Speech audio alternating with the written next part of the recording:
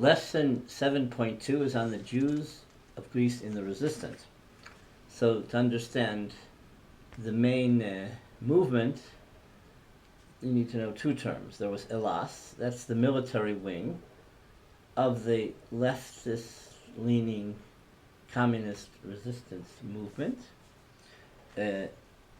meaning the Greek People's Liberation Army, and the general political movement was called EAM, the National Liberation Front.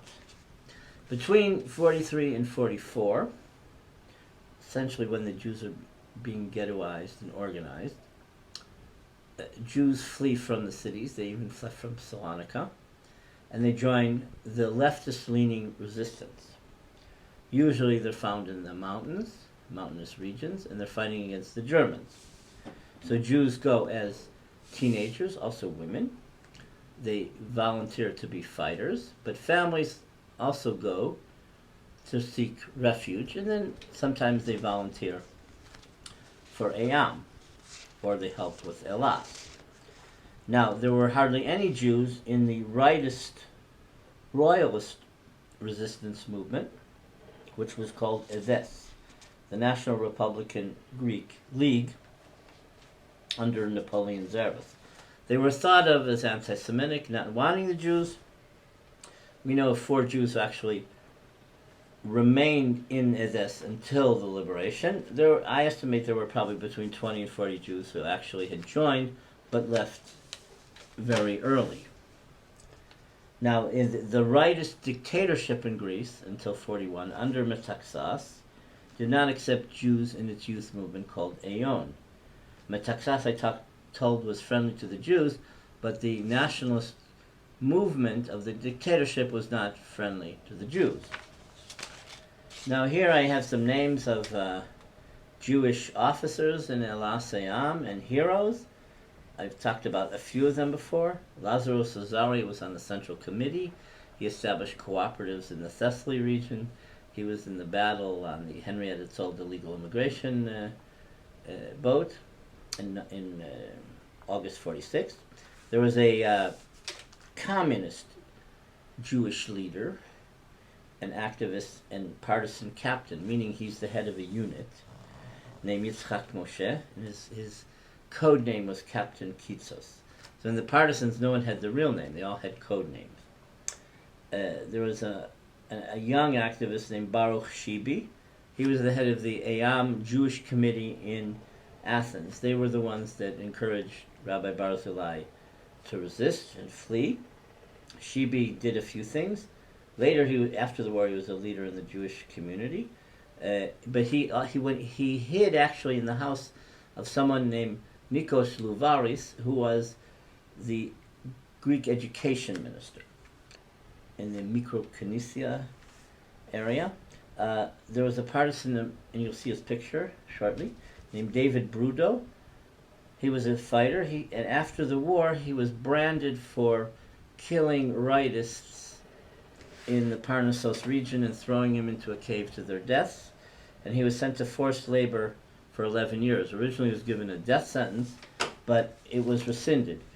But Moshe Sharet, who was the Prime Minister of Israel at the time, requested that he be given clemency. He was taken out of forced labor and abandoned islands and allowed to come to Israel, and he settled in Jerusalem.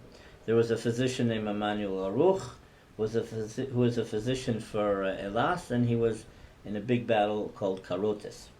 Leon Amar was from Chalkiva. He was a young commander in Elas, and in the Battle of Steni, where the Germans had detected that the Jews were hiding, the Germans had brought a big force to attack the village, and Amar led a small group of partisans to actually defeat the Germans and destroy all their ammunition and artillery. 70 Jews were saved. For Greece, that was like the Warsaw Ghetto battle. Julia Bibi was a young activist in the partisans in 41. There was no Elas or Edes yet. So, but she she was, let's say, in a fringe leftist resistance movement, and she blew up the German officers' club in Athens. Now, there were 1,500 Eretz Yisrael volunteers, Jewish volunteers in the British Army, so they had been defeated by the Germans in the south of Greece, in the Peloponnese and Crete.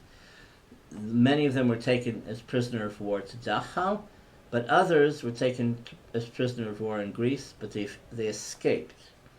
So people like Shimon Peres' father was escaped and was in a monastery. But in addition to various young Jews being parachuted into Europe, 4 Jews were parachuted into Greece to sabotage a bridge over the Yorgopotamos River. It took 2 months to actually organize the attack. They blew up a bridge which was an important supply route for the Germans to North Africa. This was in December 42. They were parachuted in October 1942, and together, this is the only time that Elas and Eyam and Edes were together. They organized the actual demolition. It succeeded, and then they never cooperated until after that.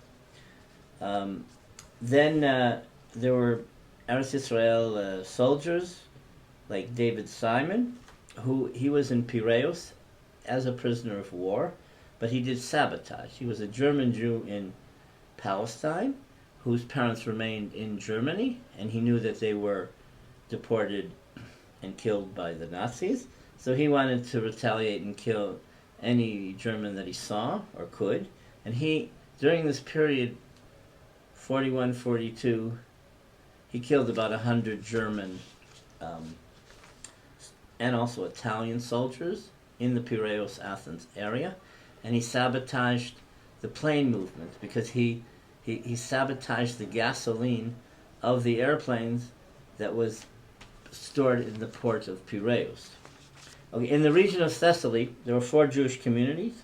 All the leaders of all the communities encouraged the religious leaders, the rabbis, encouraged the Jews to flee to the mountains, and then they were in Elas Eyam as volunteer fighters, or the families lived in the villages and helped the movement. And when the Germans attacked various strongholds, all the people moved with all the population that was in the Elas Eyam stronghold. We know that there were at least 100 Jews in the partisans from these 4 different communities.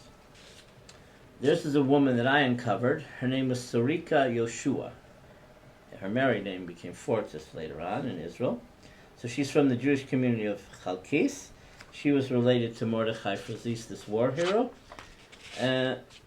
She became a partisan, and then she formed a female partisan unit. She had been friendly to another woman who was a teacher and a partisan, who was Jewish, named Mimi Moskowitz. And after Mimi was ruthlessly killed by the German commander when she was detected, then Sarika sort of got into action. So Sarika, in the Evia Peninsula, Jews crossed to get to the eastern side to wait for boats to get to Turkey. So she was also part of helping the movement of the refugees cross the island.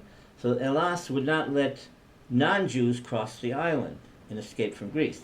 They wanted Gentiles to stay in Greece to fight against the Germans. Jews, they would help leave because they knew that the Jews were persecuted and would be arrested and deported. So they, together with the Haganah, organized the boat movement. It wasn't simple at all. They even had to find Jews in hiding from Athens and get them to a place called Marathon, then cross the straits to get to the peninsula of Evia.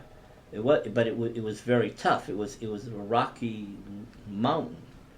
Okay, so even old people and babies had to at night climb to the top of the ridge and then cross maybe 9 kilometers to get to the other side of the island.